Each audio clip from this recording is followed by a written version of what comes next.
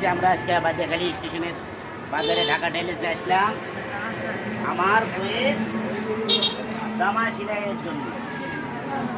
এই যে আমরা ঢুকলাম ঢাকা টেইলার্সে। আসসালামু আলাইকুম। সালাম ভাই। আমার তো খালাতো ভাই না? জি। এই যে আমার বইয়ের জামা নিয়েছিলাম আচ্ছা বানার জন্য।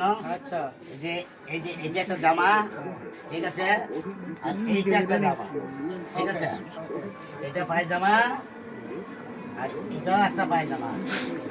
ভাবি যেন পছন্দ করে, হ্যাঁ আচ্ছা আচ্ছা ঠিক আছে। অনেকদিন পর জামা বানাতে আরে ভাবি যে সুন্দর না, ঈদের মধ্যে তারপরে দেওয়া হয়। জামা বলে আরো ঠিক সুন্দর আছে। দেয়, লাল টিকটিক হয়ে যায়, ভাবি যে লাল কাপড় দিয়েছে। হ্যাঁ।